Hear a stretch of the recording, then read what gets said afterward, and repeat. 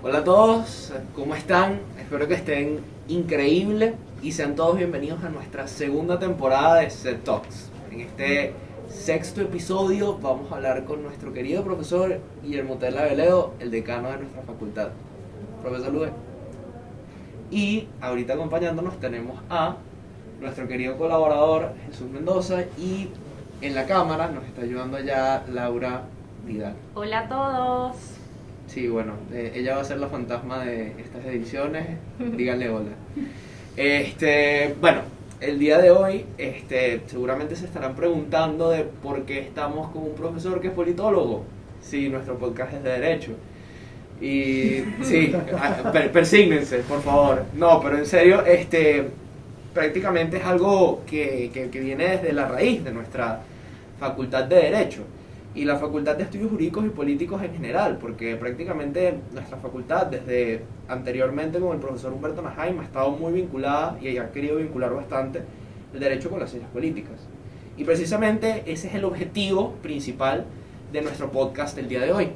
Buscar ese balance entre, bueno, no buscarlo porque me imagino que ya con todos los años de estudio del profesor Abeleo no lo ha conseguido, ¿cómo lo vamos a hacer en una hora? No se puede. No se puede, pero quizá intentar llegar a una noción del balance entre el derecho y la política.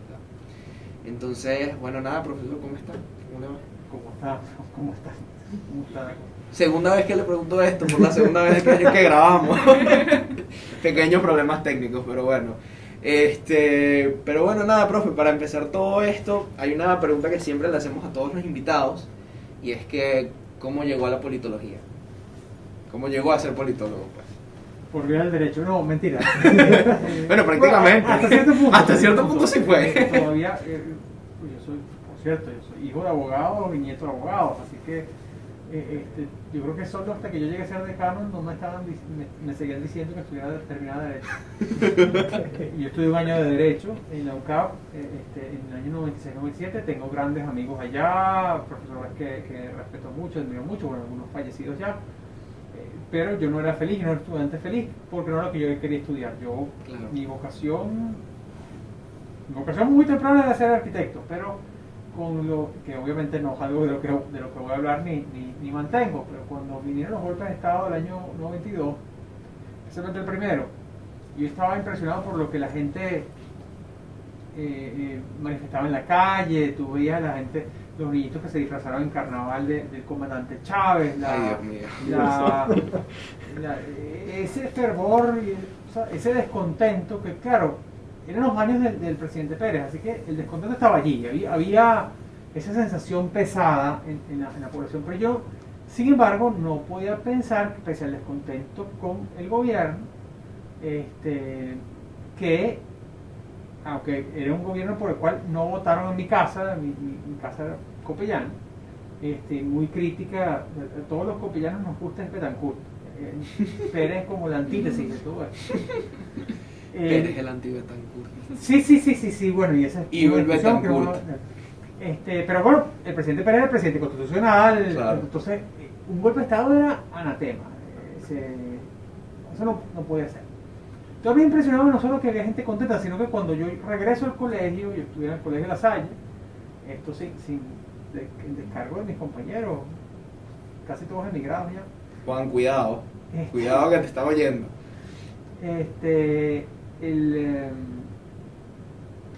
Regreso y muchos de ellos, no todos, pero muchos de ellos, suficiente para llamar mi atención, que yo recuerdo que sus padres habían votado por CAP en el año 88, que habían tenido, que eran, vamos a decir, gente que bueno, está en el colegio de La Salle, no gente que está perjudicada por el sistema, no gente que está mal, gente normal, clase media, clase alta, unos pocos, y estaban con aquel fervor, estaban contentos, porque íbamos a hacer una cartelera por la democracia, el golpe de Estado y tal y cual, y el único que traía cosas a favor de la democracia, bueno, Pablo Zucchi y yo, y de resto todo lo demás eran unas caricaturas en contra de CAP.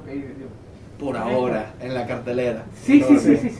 La cartelera se puso, los hermanos no la desmontaron ni nada, pero esa sensación de extrañamiento con mis compañeros me llevó a querer leer, siendo que yo quería ser arquitecto, bueno, en casa había libros de política, mi padre abogado, pero dirigente político, político activo, en casa había libros de política, de pensamiento político y todo lo demás, y yo me pongo a agarrar sin permiso algunas cosas, ¿no? Entre ellos un libro de la editorial Trillas, una colección mexicana de pensamientos e ideologías políticas a lo largo de la historia, desde Polibio hasta Pablo VI, hasta Lech Walesa, qué sé yo, un libro de los 80. Y eran frases, no es que era tratado, no era un estudio, no era nada de eso, era un libro más simple que podía haber, colecciones de frases de estadistas, políticos, filósofos a lo largo de la historia. Churchill, Carlomagno, Richelieu, Ho Chi Minh, qué sé yo. Entonces, lo primero que a mí me da el shock, ya entendiendo que había gente que no le gustaba la democracia porque estaban descontentos con la democracia por estar descontentos con los partidos, con sus razones, a la vez había pensadores, uno piensa, bueno, en mi ignorancia tenía 13 años, 13 para 14 años, que toda la gente sensata piensa como uno, y no, gente brillante de la historia, gente importantísima de la historia, piensa cosas distintas. Y muy distintas. Esa realización me llevó a meterme más en los libros mejores, libros más avanzados, y ahí me metí en eso y quería estudiar ciencia política. Yo estudié en el extranjero al final de mi estudio de bachillerato, estudié en Singapur.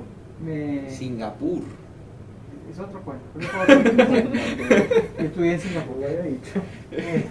2 años, y al regresar no tenía el título de bachiller venezolano, yo estudiaba aquí hasta 4º año de bachillerato. El proceso de revalida fue muy engorroso, es engorroso ahorita, sí. siempre engorroso, y la única universidad que admitía a los que éramos egresados del programa Galileo de Funda Ayacucho era la UCAP. Y en la UCAP, ¿qué se parece a ciencia política? Sociología. Entonces, bueno, derecho, aparte por supuesto de la tradición familiar, aunque mis papás y mis abuelos son de la central, entré en la UCAP en derecho 1 año. Mi mejor asignatura fue economía política. Saludos, profesor Milton Guzmán, si está viendo. La única que eximí. Todas las demás, especialmente derecho romano, la sufrí. Profesor Glass, saludos. No se me olvidará más nunca qué es el mutuo y qué es el comodato. Pregunta del examen final. Bueno, pero yo no estaba feliz porque estaba viendo en la ventana, porque yo no estaba en el espacio mental de estar allí, quería estar. No era su lugar.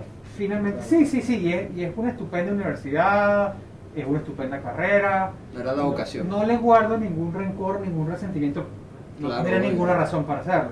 Y tengo grandes amigos de allá de la Escuela de Derecho, que son abogados destacados, que son gente seria, es decir, yo no estaba rodeado con los chingos de la clase ni nada de eso, sino que fui delegado de curso, eso sí. Bueno. Pero en un momento sentía como, al no ser el mejor de la clase, sentía que no podía seguir siendo delegado. Bueno, no, profe. Pero es otro cuento. Entonces llegué a la central, con todas las cosas que tiene la central, en una escuela, la escuela Sin de paro, político. para esa época. Esos 5 años que yo estuve fueron años de paz, salvo la toma de la universidad del año 2001, fueron años de paz interna en la central completa. O sea, a mí Qué solo felicidad. mes y medio de interrupción. Es rarísimo en la central.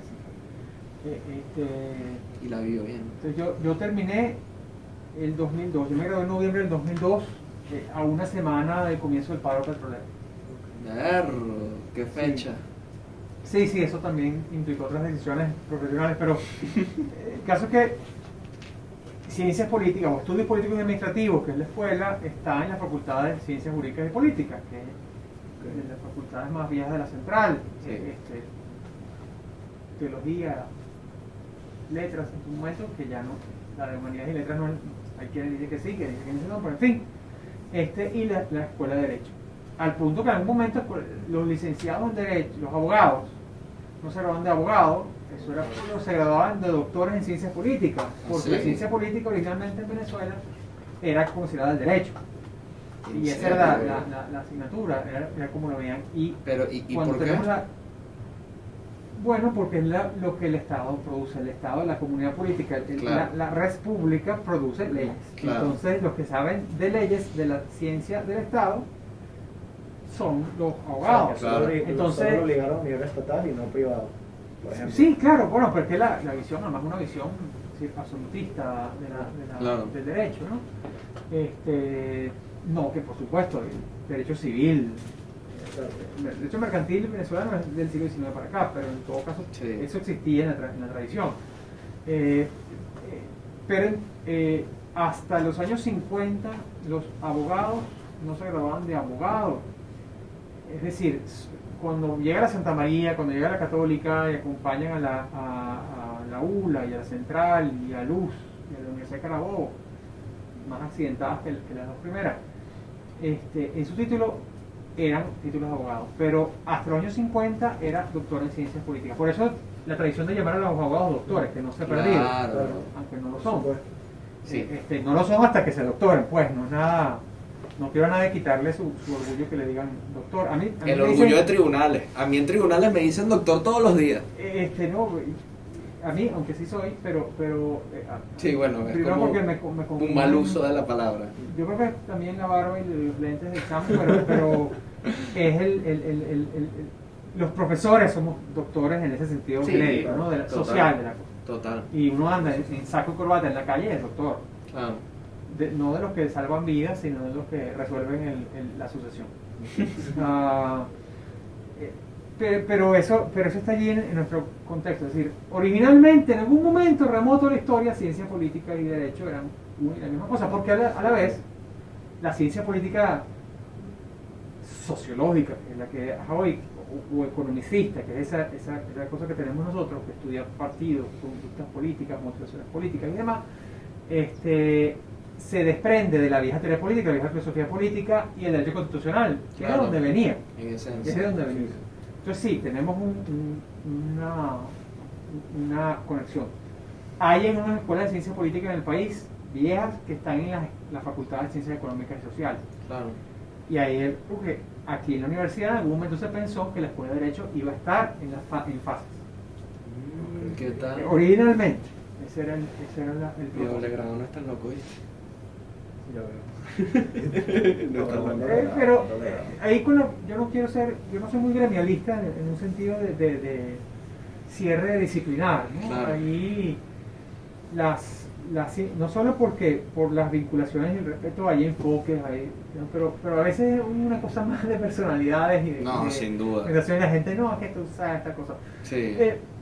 Porque tú piensas en los pioneros de las disciplinas o en los grandes de las disciplinas y casi siempre son gente que está pisando en los dos lados.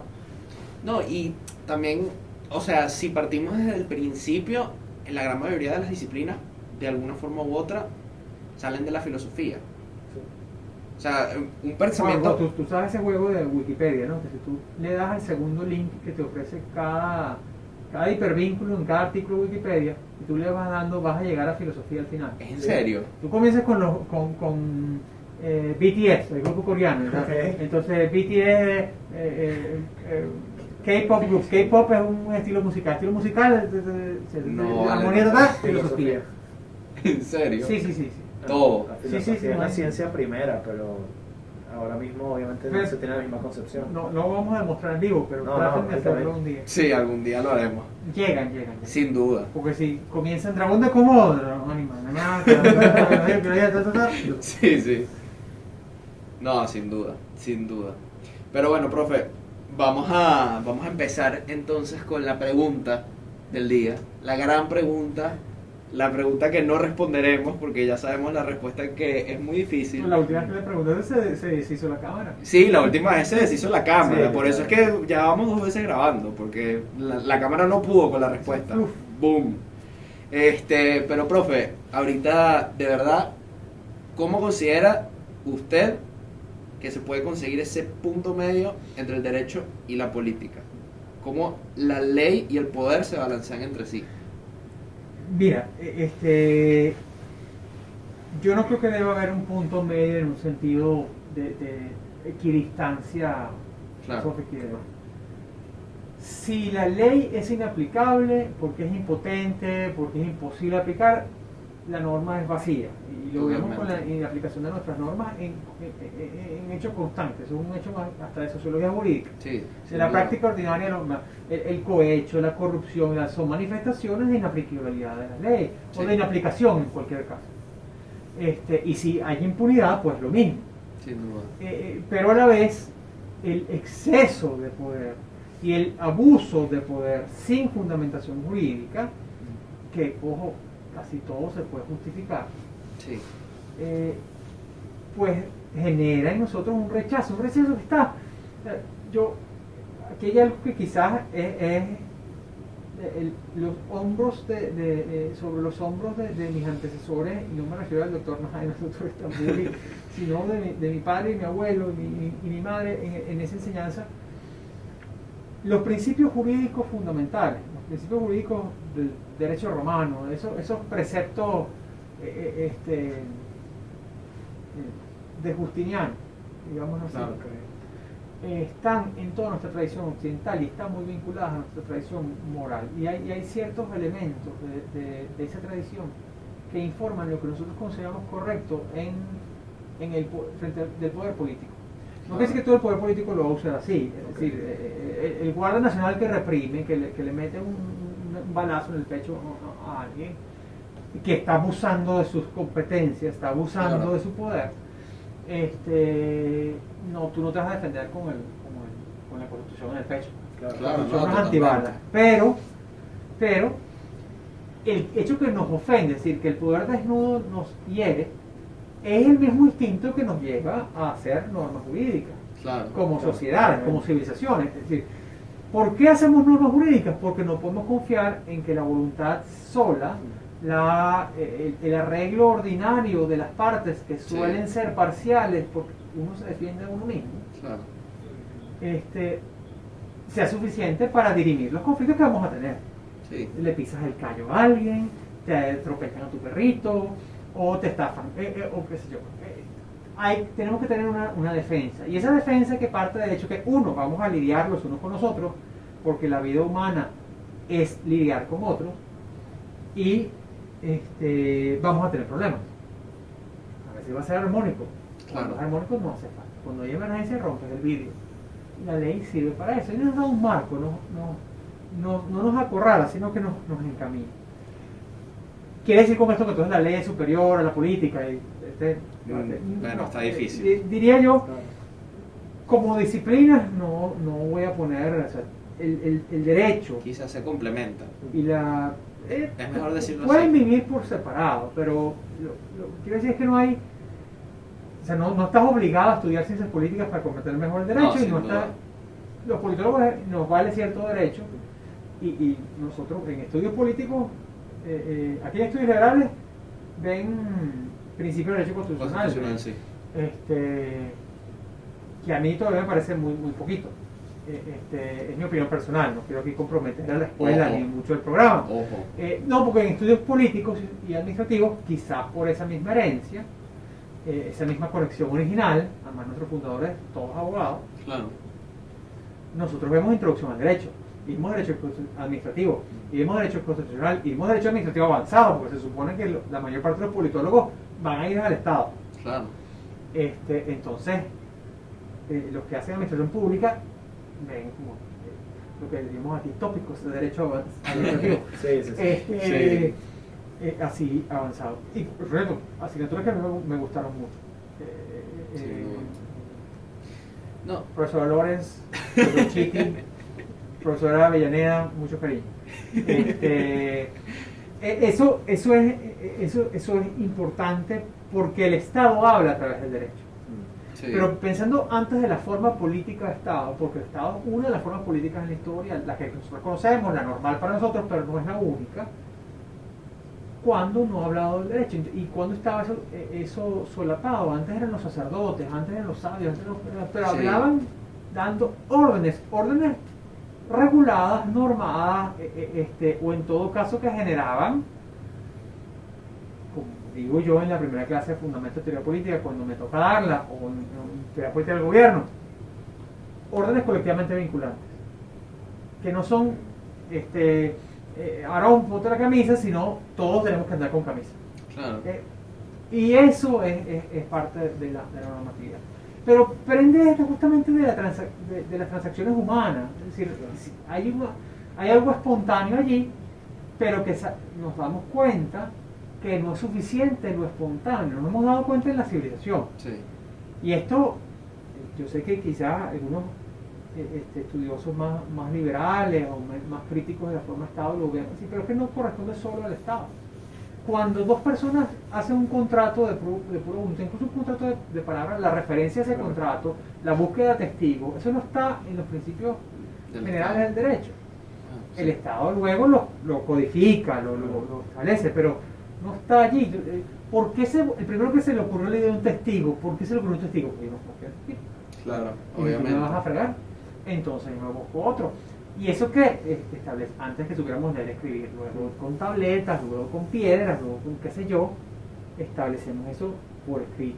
Esto es parte de la riqueza de la civilización humana. Sí. Eso. La ciencia política tiene ¿qué diría yo que es más que el punto medio? La aspiración es que las normas sean concebidas como justas por la sociedad y que la justicia no sea impotente. Sí. Entonces la justicia tiene que tener poder. Decir, Claro, no, es que la gente se va a portar bien. No, hay gente que se va a portar mal. Entonces, hay gente que va a actuar equivocadamente. Entonces, el Estado o la autoridad política tiene que tener algún tipo de capacidad de coacción y de coerción. Sí. Tiene que tener. Eso quiere decir que todo tiene que ser así reprimido. No, pero que no siempre las situaciones son similares. Y a la vez, ese poder de coerción tiene que estar mitigado, sometido, regulado por algunos principios que aceptemos colectivamente. Eso cambia en detalles, pero en realidad a lo largo de la historia es más o menos constante. Sí. Y son incluso morales y filosóficos y religiosos. No matará, no mentirá. Eso Sí. a nadie le gusta, nadie se enorgullece de eso. O sea, Sí, tanto que ponemos totalmente. atenuantes, excepciones, para ver si. Pero no es. Pero, claro. No es lo que hacemos. Y eso independientemente del sistema que estemos hablando. No, y, profe, también hay un tema que yo quería hablarle en cuanto a esta cuestión, y es que una de las cosas que a mí más me molesta, por lo menos del derecho constitucional, es ese poder que pueden llegar a tener políticos de cambiarlo a placer.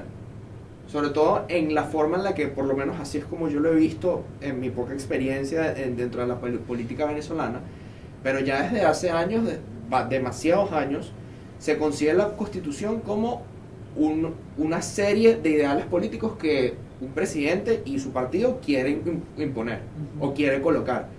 Y por lo menos a mi parecer, creo que eso es como que uno de los mayores problemas que yo encuentro en esta situación, en este dilema.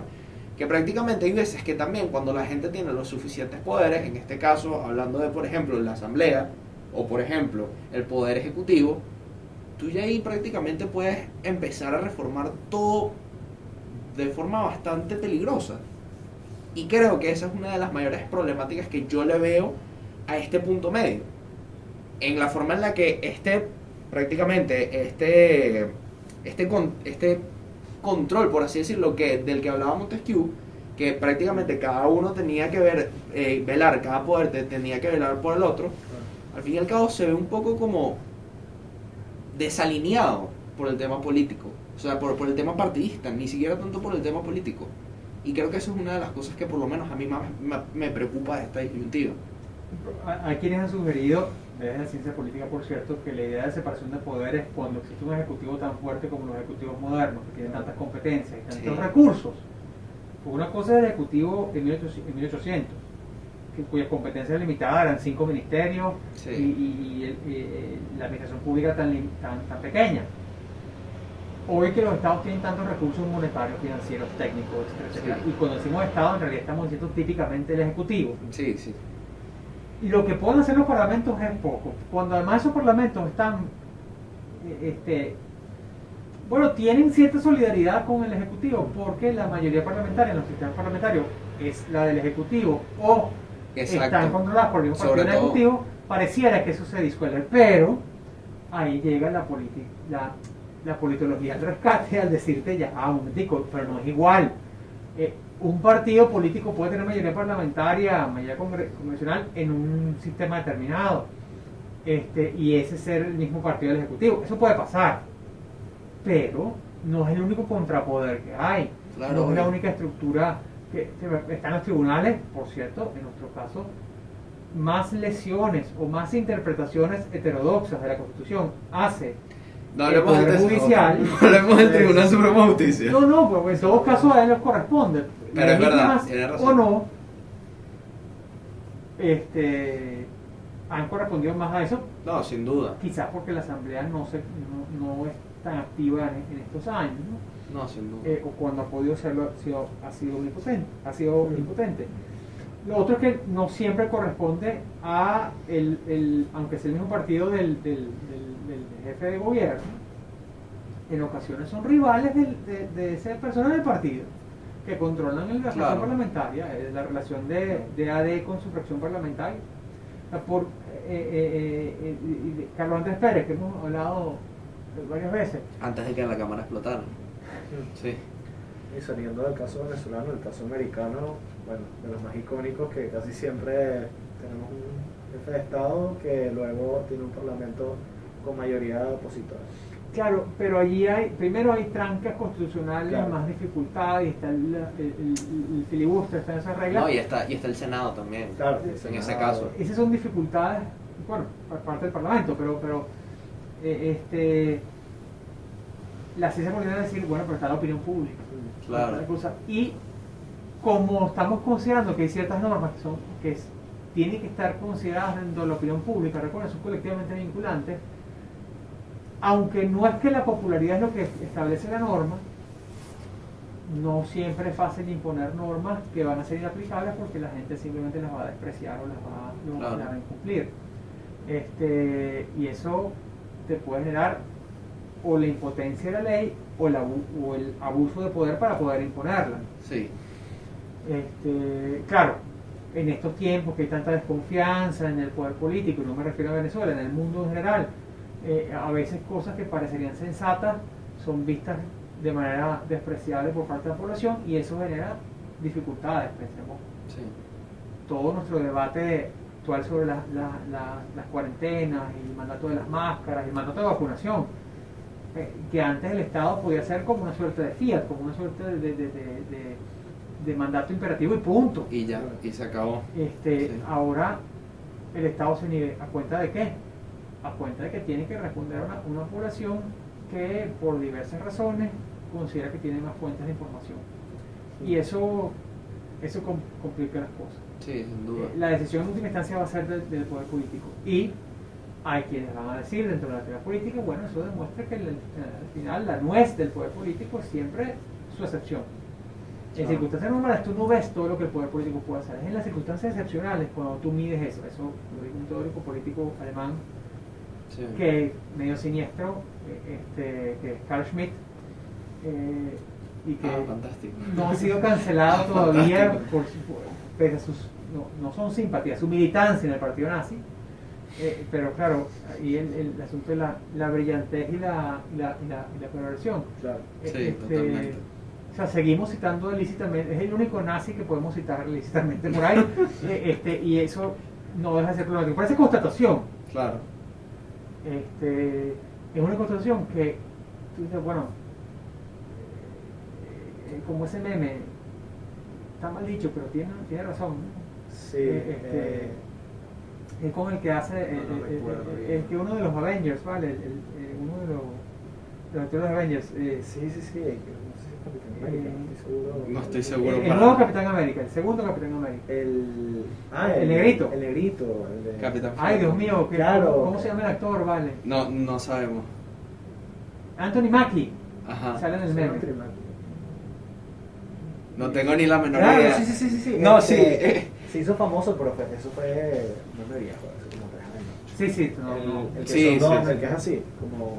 No, Ese es otro, ese es otro. Está con un novio y dice, bueno, lo está diciendo feo, pero tiene razón.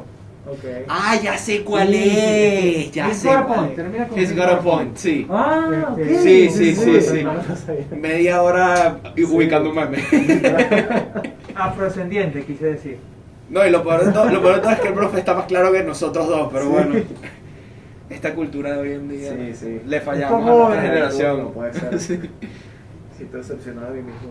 Sí, sí. Literalmente. Porque los Avengers son, bueno, tiene tanto tiempo que de repente. Ustedes sí la vieron cuando niños, me imagino. No, Sí, vale, sí, pero. sí, sí, sí. Profe, yo vi el MCU Sí, lo vi. en diciembre. Lo vi, En diciembre lo vi. Todo. Todo. Claro, que era El intenso, COVID. las vacaciones No, no, el intensas. COVID, me dio Claro, unas vacaciones claro, Hay que intensas. verse el orden. Sí, Verse el orden. pero. Retomando una pregunta que me da curiosidad, es sobre la progresiva desculturización, tanto política como jurídica, no solo en Venezuela, sino creo que a nivel mundial, que está ocurriendo. La gente cada vez conoce menos sobre sus derechos, cada vez conoce menos sobre cómo funciona el sistema. Existen o sea, evidencias de que hay más abstención en ciertos países, no en todos. Bueno, tenemos el caso venezolano por la desconfianza en el sistema político. Pero ¿usted considera que de alguna manera el sistema jurídico puede ayudar a que la gente en algún momento retome esa confianza en el sistema político? Aquí son dos cosas distintas. Claro. Una cosa es el conocimiento de la norma y el viejo principio, el Claro. conocimiento de la ley no permite su incumplimiento. ¿no? Cumplimiento, sí. Cosa que está bien un principio discutido, es decir, la ley tiene que ser clara, concisa, pública, o sea, la ley esotérica, sí, lo decía el propio Montesquieu, que te había referido antes, tú no puedes hacer una ley baja, eso Sí, es no. peligrosísimo. Un código que diga solo artículo 1, pórtate bien, no sirve, porque se presta a todas las interpretaciones posibles de quien tiene el poder coactivo sobre ti, Claro, el obviamente. juez, que manda al alguacil a caerte a batazos. Entonces, no sirve que eso sea así. A veces la cultura del derecho y las normas carece de contexto, pero a veces dirían, bueno, pero no es el conocimiento del derecho, sino de los deberes, que somos remisos a eso. Yo le temo menos al abuso del poder individual, al abuso del poder particular, porque la escala siempre va a ser menor que la del abuso del poder estatal.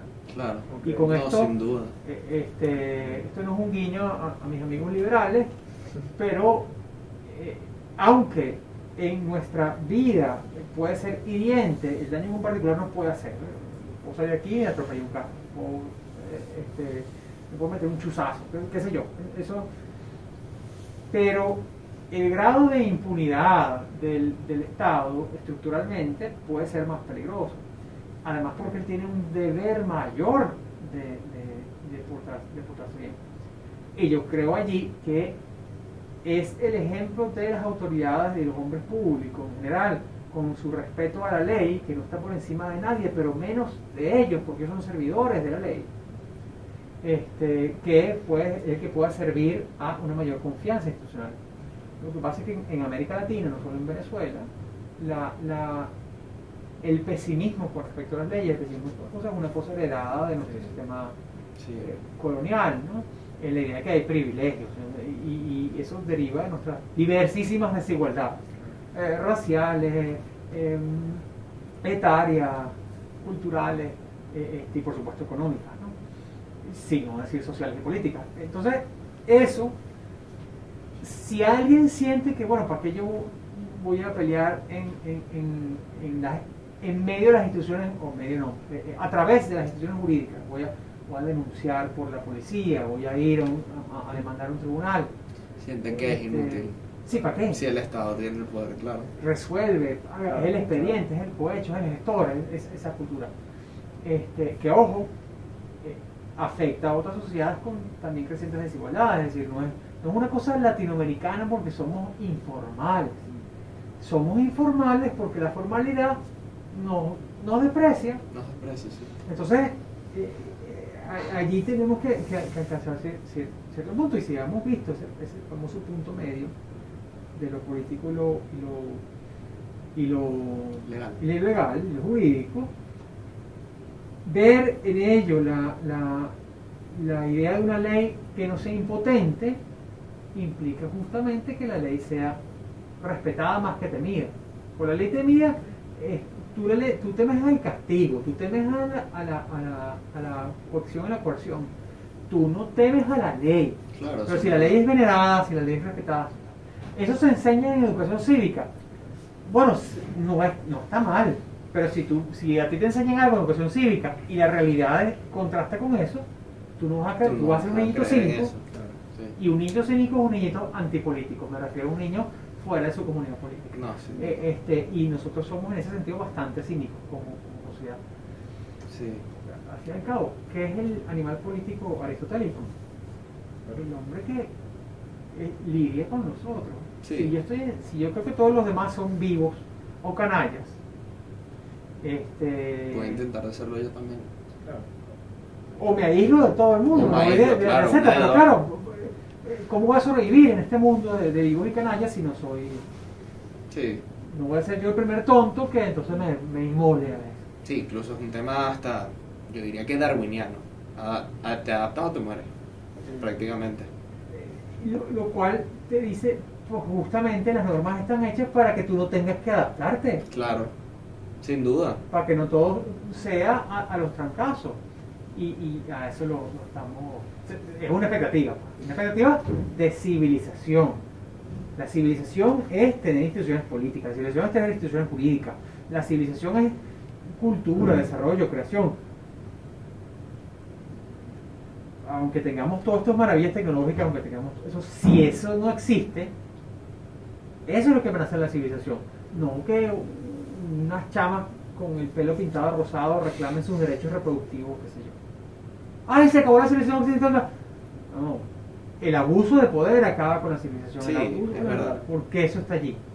Yo creo que también ahí entramos en otro tema bastante delicado, porque yo creo que entre uno tiene una mayor estabilidad política, más derechos va a exigir. Y pasan situaciones como esa. Porque puede pasar que alguien esté en un sistema autoritario y precisamente lo que ellos quieren nada más es la libertad. Así como puede ser que, bueno, en Estados Unidos quieren leyes de derechos reproductivos, así como usted estaba mencionando. Y yo creo que también prácticamente no es tanto el que es más o menos la pretensión de la persona, que es lo que quiere la persona, sino lo que al Estado de alguna forma u otra ha generado. Porque si yo no te genero la seguridad suficiente, de alguna forma tú me vas a querer muchas menos cosas. Pero si yo te genero una verdadera seguridad totalmente plena, yo voy a ver cada uno de los pequeños errores que tiene el Estado y te voy a reclamar esos derechos que yo tengo. Creen que es por inacción. Sí, El ser humano tiene en esta tierra, los conocemos, los primates superiores, el Homo sapiens, 60.000 años, 100.000 años más o menos. El Homo sapiens unos 40.000, la historia humana registrada unos 5.000 años. La historia humana registrada es la historia del derecho. Sin duda. La historia de otras cosas, pero el derecho está en esa etapa de la historia. Es decir, apenas el 10% de la vida de las relaciones humanas. Sí. Del tiempo de las relaciones humanas. Las acciones políticas que conocemos también están allí. Justamente, lo que esto nos dice es que tú vas haciendo más sofisticadas las sociedades en la medida que tú estás viendo que ese producto cultural, que es el derecho, ese producto cultural, que son las instituciones políticas, existe. Sí. Y eso se puede tergiversar, se puede bastardizar, se puede... Ahora, si hablamos de sociedades que tienen resueltos sus problemas, de nuevo están aquellos fines humanos que son variables. Claro, sin Hasta duda. qué punto luego yo me voy a otro punto y otro esquema y otro sistema elevado. Entonces tú tienes la famosa pirámide de Maslow, ¿no? Las necesidades Sí. básicas y las necesidades existenciales de realización. ¿Para cuánto de ello funciona o contribuye al derecho? ¿O contribuye a unas instituciones políticas sólidas? Para que estén allí como lo que no se siente. Es decir, como aquellos que solo se sienten las perturbaciones y ni siquiera en ese momento se siente demasiado atravesado, demasiado estorboso. ¿A qué me refiero? son marcos generales de conducta que en su aplicación nos asisten cuando tenemos estos roces, cuando tenemos estas dificultades, pero que en general, bueno, es como con los servicios de la casa, que el agua, el gas, la electricidad, que cuando se sienten nadie les da un segundo pero se pensamiento, van pero y- cuando se van Sí. nos damos cuenta que tanto nos hacía falta. La costumbre a estar en un estado de bienestar te hace buscar realización, como usted dijo, la pirámide. Claro, porque tú no estás pensando en que se te va a ir el agua a la hora. Si tú tienes instituciones jurídicas, tú puedes andar confiado. Thomas Hobbes decía de las personas en la sociedad civil, que es lo que él llama el Estado, pues, la comunidad política. Sí. La llama sociedad civil, no es la sociedad civil de las ONG y eso. O no quiero ser polisémico. Hobbes decía, justamente lo que hace que tú andes tranquilo en la vida, lo que hace que tú puedas florecer, que tu vida no sea desagradable, solitaria, pobre, violenta y corta. Lo decía así, literalmente. Sí. Esa es la vida en estado de naturaleza. Es decir, cuando tú eres un primate, cuando estás avanzado, no hay normas que te protegen. Es justamente que haya normas. Claro. Ojo, Hobbes es un estatista. Claro. Claro. Pero porque él identifica el Estado, no es un estatista en el sentido que vamos a seguridad social y repartir keynesianamente nada. No, Hobbes en eso no es. El Leviatán es el Estado mínimo en realidad. Tú ves las competencias que tienen, no son enormes. Pero su fundamento es: la alternativa a mí es el desorden. Como hemos dicho antes, en realidad es el arreglo espontáneo entre las personas el que es el origen de esas normas. Pero justamente porque los seres humanos nos damos cuenta que ese arreglo espontáneo no siempre es suficiente, que hay gente que nos va a timar, hay gente, y vamos a tener desacuerdos sanos, no porque hay gente mala, pasan cosas. Sí. Una mata en un terreno, sus raíces dañan algo en el otro terreno, y punto. No es ganas de que te quiero fregar y están las Sí, raíces de sin mi duda. ficus metiéndose en tu ducto aire acondicionado, porque hace 20 años lo sembré para fregar. No es eso. Los accidentes pasan. Sin duda. Chocamos el carro. Entonces, para protegernos y para proteger a otros, tenemos esos instrumentos. Que claro, cuando se abusan, entonces recurrimos, que es el formalismo jurídico, el apego a las formas más que al principio de la norma que está atrás. Y eso lo que te quiere decir es que la norma en realidad está inaplicada, está mal vista, es inadecuada. Y eso refleja en lo que estudian los que hacen sociología jurídica, claramente, que hay una inadecuación. Pero en el fondo es una inadecuación de la aplicación política de esas normas. Porque Claro. el juez es un político. No me refiero al Tribunal Supremo ni nada, sino el juez está aplicando el poder coercitivo del Estado autorizado por la ley. Es un político. Pero relativamente irresponsable. El político tiene que ir a las elecciones, el político tiene que hacer campaña, el político tiene que... El juez, en muy pocas partes los jueces son electos. Sin duda. O los policías, los sheriffs, eso es muy raro. Y aquí me lleva al punto de los sistemas autoritarios y demás. ¿Cuál es la gracia de un sistema autoritario? Yo no voy a examinar dictadura, tiranía, despotismo. Esas son definiciones concretas, pero todos caben en el abanico de sistemas autoritarios.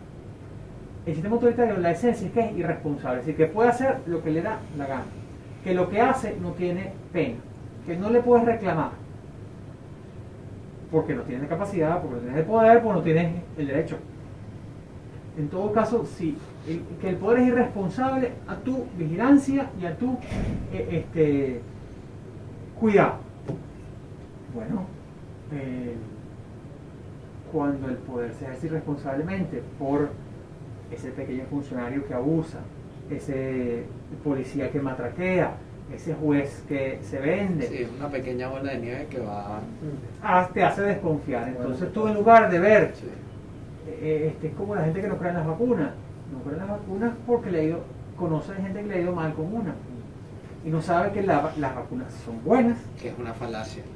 Decir que claro, me fue mal con una, me va mal con todas. pero somos humanos. Claro. Sí, Pero somos humanos. somos Y humanos. nos pasa así con el derecho. El abuso Es cierto. concreto nos lleva, entonces tenemos esas visiones, todos los chistes de abogados que hay. Sí. Libros y libros y libros. Sí. Cuando usted vio el video del tipo este del noticiero que empezó a insultar a los antivacunas, el mexicano, Ah, sí. No lo vi. famosísimo. Sí, sí, sí, Pero, todos estos días. Sí. se puso agresivo, la verdad. Estaba, Se puso agresivo. había una vieja comiquita, siguió reimpresa décadas, como en los años 50, Argentina, de Lino, creo que de Lino Palacio. El otro show del Doctor Merengue, Ok. tipo todo elegante, todo educado, total, y había una suerte de espíritu que decía lo que le estaba pensando. Ok. Más o menos así está. Sí, El otro show del Doctor Merengue. está dando la noticia normal y de la nada, porque ustedes, los antivacunas, ¿qué tal? Se puso agresivo, feo. Yo no sé cómo no le cortaron la transmisión. Se No, puso sí. viralísimo. Sí, sin duda. Clickbait. Sin duda. Sí, literalmente. Muy probablemente. Para hacerle más vistas a este video tenemos que empezar a gritar y... Sí, Claro, sí, obvio. sí. Bueno, hay que decir la verdad, y es que, o sea, al fin y al cabo esas cosas son incluso cosas que el Estado está intentando evitar ahorita en la pandemia de coronavirus, con leyes, con decretos, con una cantidad de cosas que ya ni encuentran la forma de cómo intentar de como dar incentivos con la ley y en general dar incentivos para que la gente se pueda vacunar, y me parece impresionante eso, pues. Algunos principios esenciales del derecho, dar a cada quien lo suyo y tratar a quien como corresponde, ¿no? Ese Sí. inmanente. Pero cuando tú lo ves parcialmente y no ves al prójimo, estás también rompiendo el pacto social. Tú Sin puedes pensar duda. todo lo que tú quieras. Tú puedes asumir riesgos individuales y eso no es problema. No, sin duda. Pero cuando tus riesgos individuales afectan al otro, Al otro. estamos en esencia poniendo en peligro toda esta circunstancia, todas las circunstancias ajenas, ¿no? Estamos, incluso los minarquistas y demás, que creen el principio del Están daño, volviendo ¿no? muy famosos esos métodos, los libertarios. En Oye, especial, sí, y son gente muy se le seria. miran, por ejemplo, Javier Milei, que, bueno, tiene el Banco Digo Central. gente muy seria y tú me sabes cómo gente. Sí, No, bueno, Agustín, hablemos de la... gente muy seria y pensadores por ahí, y claro, hay gente que es muy seria y gente que es cosa seria. Claro. Pero bueno, fuera de chanza, esa corriente plantea la idea de que tú no le puedes hacer daño al otro. Que eso es tu mínima responsabilidad con el otro, independientemente de todo lo demás, es no hacerle daño al otro, que es una expectativa recíproca. Sí. Totalmente. Entonces, si no tenemos ese mínimo, porque yo inadvertidamente puedo hacerte daño, yo puedo estar con mis gotículas contaminándote y así mutuamente, ¿qué tenemos? Bueno, tenemos máscara. Es parte de cuidarnos en nuestra integridad mutua y es algo muy sencillo. No es que me asfixio y demás. Entonces reclamamos siempre el yo, y es un poquito infantil. Sin duda. sí. En ese sentido, se trata del prójimo para protegerlo, porque yo estoy también exigiendo eso. No te preocupes, yo no te voy a exigir que uses la máscara. Sí, o sea, Claro. no tiene sentido al fin y al cabo, porque también es que cuando tú no haces eso, estás haciéndole no solamente el daño a los demás, sino también a ti. O sea, el no usar la máscara al fin y al cabo, por ejemplo... Bueno, es lo que ha prolongado la pandemia, lo que ha sí, hecho todos los también. otros brotes y las mutaciones. Sí. Francamente.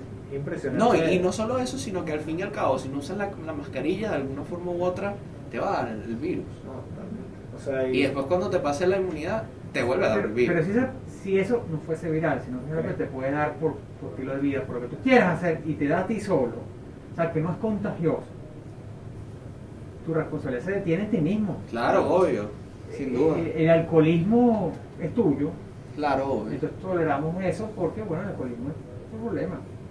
cuestiones como las del sensacionalismo, o sea, actualmente para mí los antivacunas son cuestiones que se basan simplemente en el sensacionalismo y ya está, porque creo que no es más nada.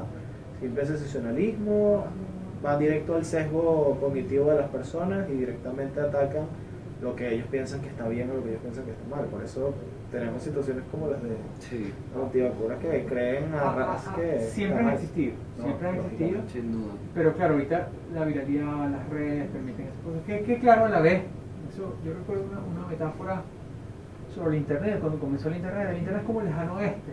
Primero llegan las cantinas, pero eventualmente va a llegar el sheriff, eventualmente va a haber Claro. alguien que imponga orden, ¿no? Y esto sin ser estatista, no me acusen de ser estatista.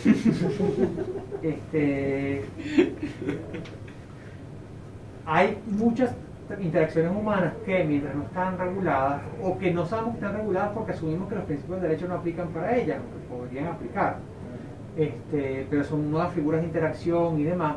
Entonces estamos en esos vacíos. ¿Qué va a llenar esos vacíos?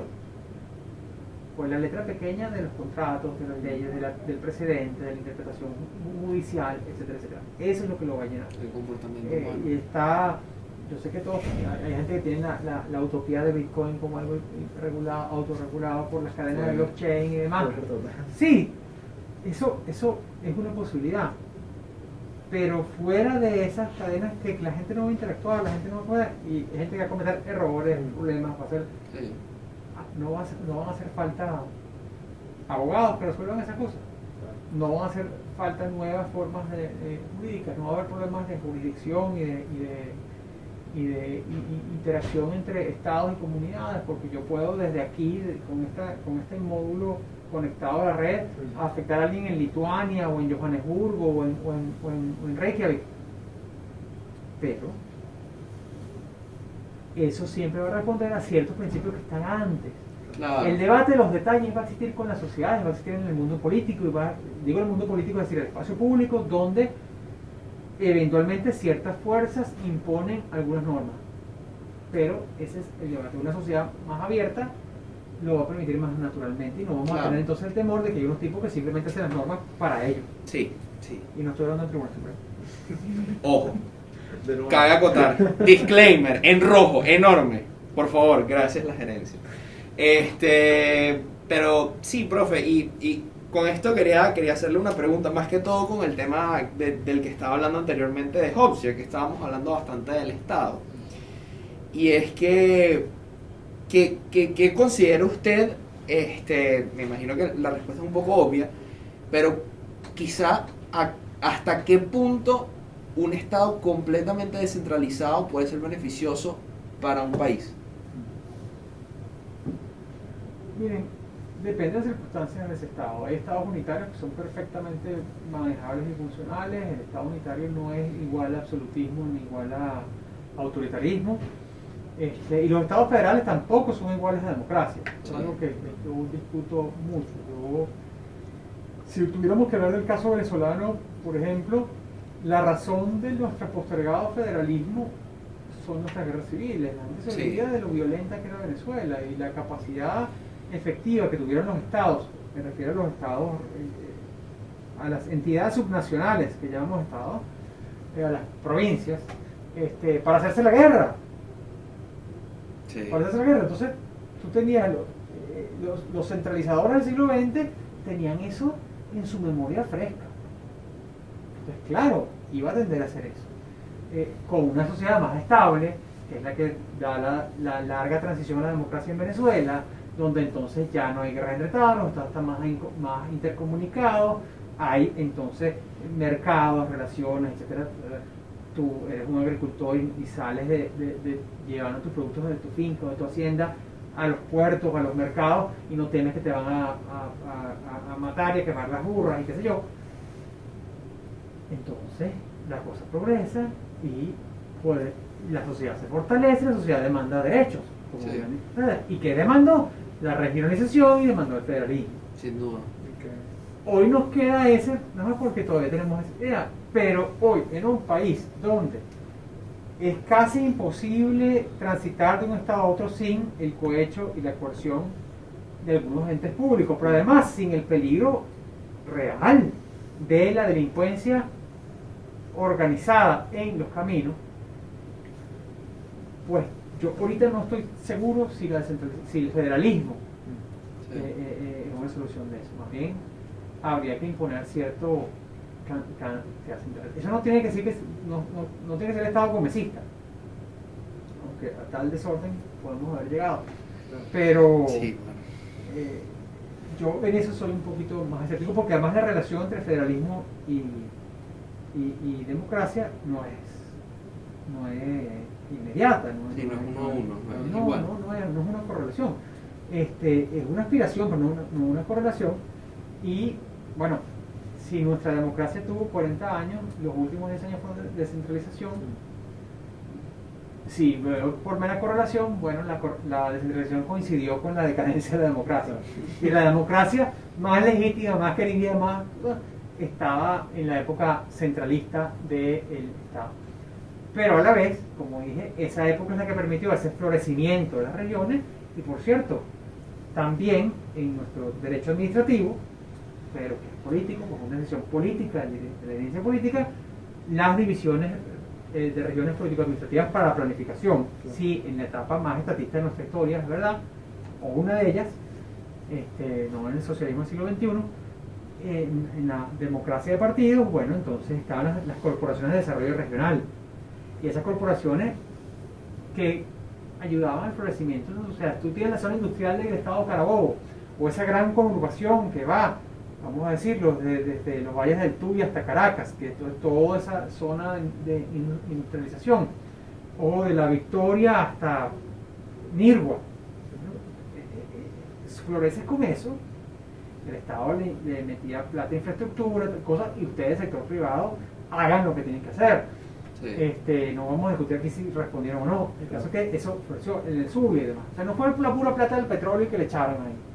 Sí. Había algún tipo de orden y concierto. Y detrás de eso, Normas. la vigencia de los tribunales mercantiles, la vigencia de los tribunales civiles, la vigencia de los tribunales laborales que, bueno, dirimían querellas entre la gente que está activada, porque si la gente está encerrada y no hace nada, Sin pues duda. no va a tener problemas, no va a tener Sí, problemas, claro. no corre riesgo. Pero si la gente florece, hace, va a necesitar, tengo que registrar una patente, Claro. tengo que registrar una firma comercial, tengo que pedir un crédito, y para eso hace falta ustedes. Sí. Y el signo de la vida civilizada, entre otras cosas, los abogados. Sí. No, sin duda. Esto no es por ser adulante. Es que ahí lo ves donde impera esa noción práctica, que no es que me hablo de los grandes juristas, no.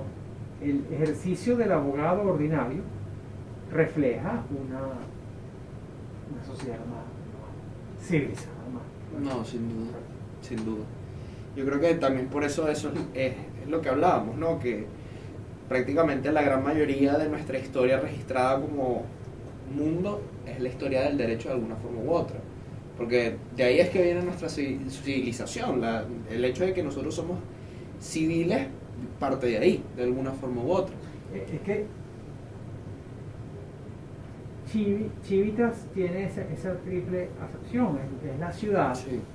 es la ciudadanía, entendido que somos miembros de una comunidad política y que tenemos derechos y deberes que están registrados, pero además es la pulitura, la finura, la civilidad se contrasta con lo incivil, no con lo militar, sino con lo incivil, Sí. con lo salvaje, con lo bárbaro, con el que está fuera de las murallas de la ciudad. Sí. Lo ves en latín con civitas y en griego con polis. El Sí. bárbaro es el que está fuera de la polis. De hecho, a mí en una clase me surgió un tema similar y yo me hice la pregunta si de verdad la ley y las normas surgieron, ya sea por, hay visiones radicales que, bueno, primero lo de el hombre es malo por naturaleza, lo que decía Hobbes, y segundo que el hombre es egoísta por naturaleza. O sea, si hasta cierto punto, una visión un poco rara, pero si el derecho surgió de ese egoísmo, de la desconfianza hacia el prójimo. O sea, si nosotros creamos las normas por el simple hecho de la desconfianza, y ese egoísmo luego se convirtió en colaboración y cooperación, porque sin duda alguna tuvo que trabajar hombre con hombre para conseguir la formación de la norma. O sea, ese era un Sí, sí. conjunto. Bueno, pero primero está la cooperación y luego la decepción.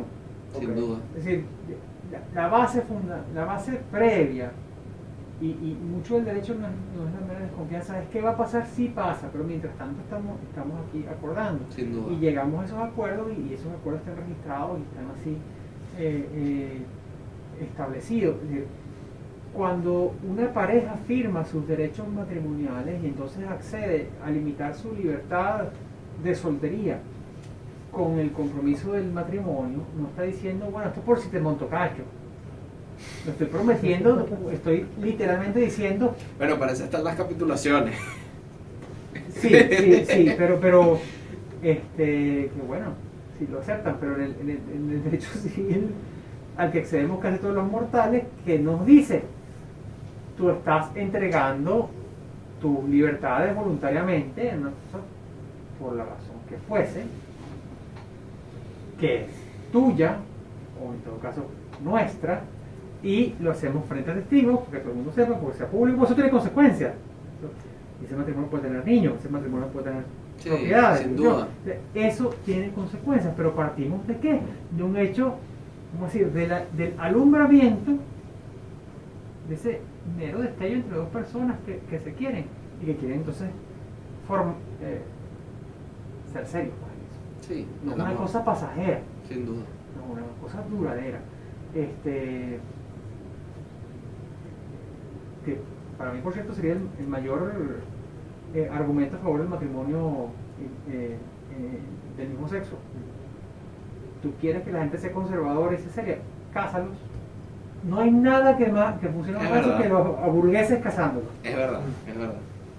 Porque entonces la gente va a poder tener propiedades, va a poder tener juntos, va a poder establecer hogar. Y eso, mira, nada más lo pienso y me crece la barriga Sí. del pensamiento. No, profe, no Tú le estás crezca la alarmado con la fin de sociedad occidental. Casa a la gente, chico. barriga. Sí. Deja que la gente que se quiera se case. Y bueno, ya un poco para ir concluyendo con esto, hablando de la libertad, hablemos de una noticia, como siempre terminamos hablando en nuestro episodio de CED Talks. El día de hoy, para no ser polémicos y para evitar entrar en las portadas del Nacional, vamos a hablar de la figura del referendo revocatorio, de la idea del referendo del revocatorio, de la institución del referendo revocatorio, ya que prácticamente se ha vuelto una cuestión que está en boca de todos en estos últimos días, y bueno, se nota que hay bastante desconocimiento del tema. Entonces, profesor, queremos saber por lo menos, ya que consideramos al momento de investigarlo y leímos que tiene un artículo relacionado a esto, ¿cuál es su opinión sobre la figura del referendo revocatorio?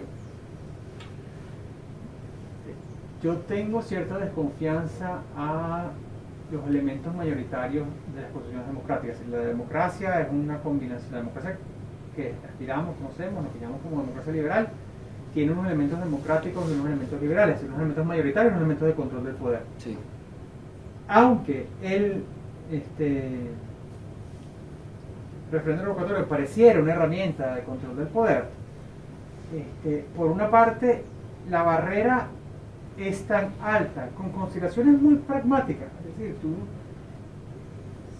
todo gobierno que estuviese sometido a un referéndum revocatorio fácil de hacer sería muy inestable. Sí.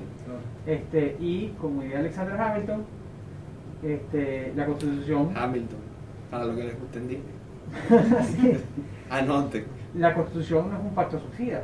Sí. Tú no haces una constitución para que la cosa sea impotente, puede que todo el tiempo tantos derechos que otorgaste que no. Sí. Todo eso, por una parte, me genera problemas de estabilidad, la teoría del referéndum revocatorio. Pero claro, en un gobierno que se es percibido como responsable, ¿cuán graves son las relaciones entre la comunidad política y su gobierno que la única salida para acotar el poder va a ser un referéndum revocatorio? Sí. O sea, eso es, ok, no es el magnicidio, no es nada de eso, que en la historia ha ocurrido como otra cosa y que obviamente está fuera de la Constitución, no hay ninguna Claro. Constitución que plantee así, mata a la gente. No, ni de broma. No que yo conozca, de repente me va a decir algún profesor de Constitución, bueno, Capaz. cosas en Bután Sí. en el siglo XII. Sí, sí. Pero el que eso esté allí obedece a qué. Sí. Vamos a la historia de ese derecho. Son muy pocas las constituciones del mundo que tienen garantizado un referendo revocatorio para la primera magistratura del gobierno y menos para la primera magistratura del Estado. Es muy raro. Tan raro es que Venezuela es el 50% de eso. Ajá. Entonces, Fantástico. hay revocatorios de mandato, sí, para gobiernos de los cuales no depende la estabilidad general del régimen. Si tú revocas al alcalde de Socopó, nada contra el señor alcalde o la señora alcaldesa, no sé quién es, pues no es dramático, pues no Sí. perturba a la sociedad. Al presidente de la República es otra cosa. Pero a la vez, el que haya ese deseo, ese apetito, y sabemos, mucha gente en Venezuela quisiera ejercer ese derecho. Y ese derecho está justamente inhibido en la práctica porque se teme el ejercicio de ese derecho, es porque no hay otros mecanismos. Los abusos de poder son tan continuados que tú sientes que si pierdes el poder, se te va la vida en ello. Claro. Entonces hay hasta cierto punto algo de mala conciencia en ese asunto. Y la herencia politológica del referendo revocatorio justamente ha sido la de afectar a la propia dinámica electoral en Venezuela, al derecho al voto, ¿no? El trauma... Que es prácticamente lo que estábamos hablando hace nada, que prácticamente un presidente y prácticamente un partido lo que piensa es en el tema electoral. Bueno, es que la desconfianza de los venezolanos en las instituciones electorales que pesa sobre el Consejo Nacional Electoral históricamente desde comienzos de este siglo es por el referendo revocatorio de 2004, porque se sintió que en una solicitud de un derecho constitucional, que yo puedo discutir su estabilidad, pero está en la Constitución, y tú le diste tantos peros, tantas vueltas, tantas bardas que había que saltar, y lo hiciste en última instancia ineficaz, Sí. que creó en la gente, en muchísima gente, en la mitad de los venezolanos, más o menos el 45% que votó en contra del presidente Chávez en el año 2004, asumiendo que esos son los datos, el descreimiento con respecto al árbitro electoral. Y si tú descrees del árbitro, es muy fácil descreer de todas las consecuencias de Claro. ese arbitraje. Entonces, se dificulta que las elecciones sean la expresión completa de la comunidad política. ¿Por qué? Porque si la gente no participa porque desconfía de la participación o cree que su participación va a estar mediada por factores que son extraelectorales, bueno, ¿para qué creemos nada? Y ese cinismo nos lleva, en lugar de vivir en la comunidad política, a aislarnos. Sin duda. La abstención es un micro de eso. Sin duda. Entonces, bueno, vamos todos a participar. No, porque a la vez tú tienes la otra salida. Bueno, participa, pero eso no va a tener ningún significado. Sí. Te escuché, pero no te oí. Y eso refuerza este ciclo. Pero, profe, a mi parecer, esto es completamente una opinión mía, me puede corregir si no estoy en lo correcto, pero a mi parecer en realidad la figura del referendo revocatorio surge de un desbalance, disculpe, de los poderes políticos, de los poderes del Estado desde el centro de nuestra idea como Estado. Eso por lo menos es mi parecer, porque es como, bueno, ok, el presidente no puede con todo esto. Bueno, vamos a darle una opción a la gente para que pueda sacarlo. ¿Por qué no pueden de alguna forma u otra hacer ese check and balance los otros poderes? ¿Sabes? No, ¿por qué no puede, por así decirlo, los otros poderes asegurar que el presidente haga como tal su trabajo como debería? O sea, por lo menos a mi parecer siempre yo he visto así la figura del referendo como prácticamente una excusa a, bueno, tenemos este sistema, lo podríamos cambiar, pero en realidad prefiero tener esta vía de escape que es mucho más fácil. Porque igual será mucho más fácil en teoría, pero no la hemos podido usar en absoluto. No, sin duda. Es decir, la tienes ahí. Y yo recuerdo cuando se criticaba en el año 99 que la construcción de ese año, en los proyectos, o sea, se veía ya muy presidencialista, y que el exceso de... porque la Constitución del 61 es presidencialista en su ejercicio, por mayorías circunstanciales del Poder Ejecutivo en el Parlamento, pero en general era una Constitución bastante equilibrada en su texto, y además en la práctica el Congreso tenía unas atribuciones fuertes, Sí. presupuestarias, de política militar, de política exterior, que acotaban la autoridad presidencial. Eso se deshace en el año 99 en la Constitución.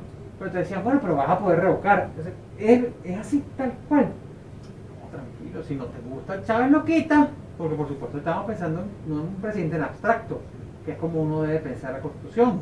Claro. Estamos pensando, bueno, que En poder el tiene candidato. Chávez o no. No, estaban pensando en Candidato el no, ya candidato. presidente. Sí, exacto. Porque fue desde el Ejecutivo que eso se embarrenó Sí. ahí, ¿no?